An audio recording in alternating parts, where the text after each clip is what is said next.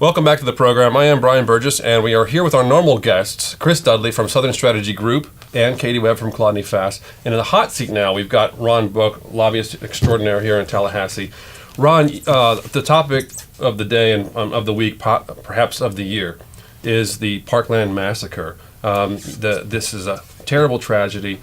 Your daughter, Senator Lauren Book, is the senator who sort of is the many of the deceased, if not all, I think you mentioned to me off air, are in her district. And you had the opportunity to go down there and tour that school.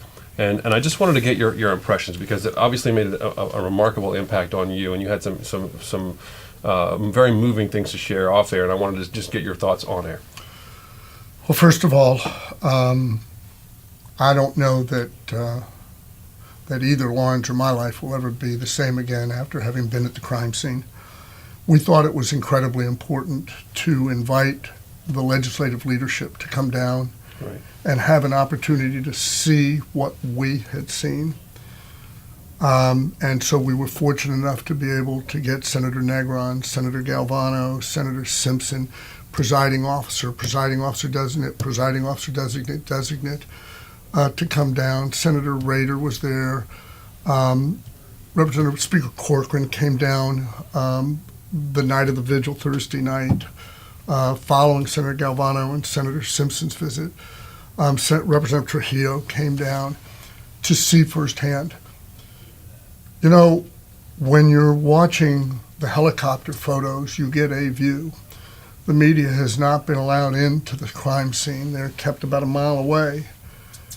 When you see nothing but pools of blood, when you see really the carnage and what he did in his effort to basically kill everybody he could kill. Right. When you saw toward the end of his shooting spree, when he was up on the third floor, attempting to open up the window so he could shoot down on hundreds of children as they were exiting, only to be frustrated that he couldn't open the window, Brian, and then attempting to shoot the impact glass out, shattering it but not breaking it out so that he could shoot them, laying his bulletproof vest down calmly on the ground, his assault weapon, another 129 rounds of ammunition that was ready to go off.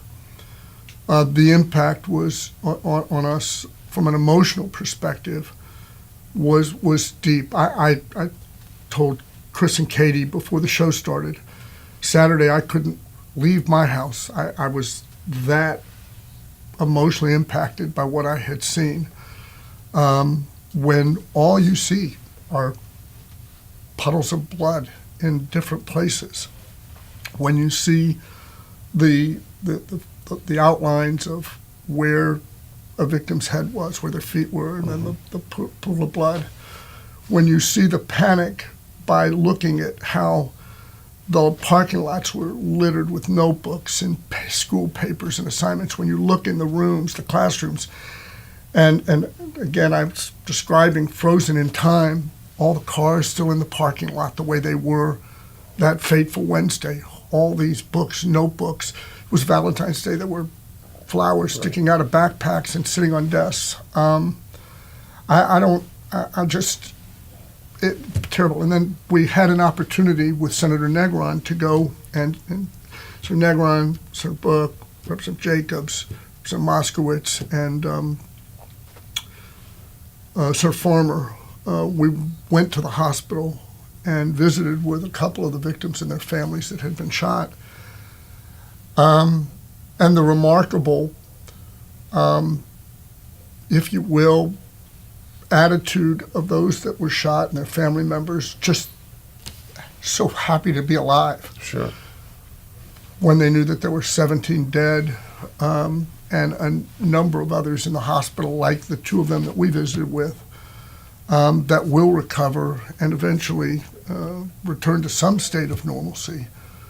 But I don't know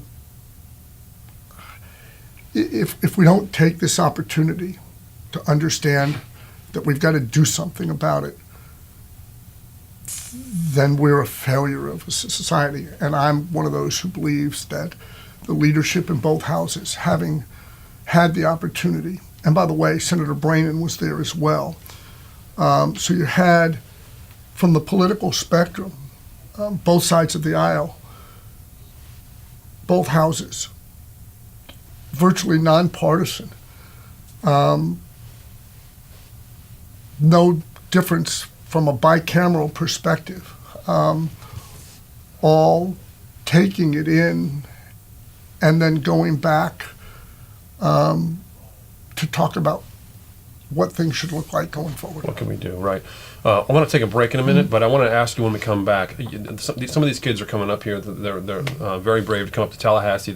Just within a week after this happened, and you have a little bit more information on that. I'll ask you about that when we come right back.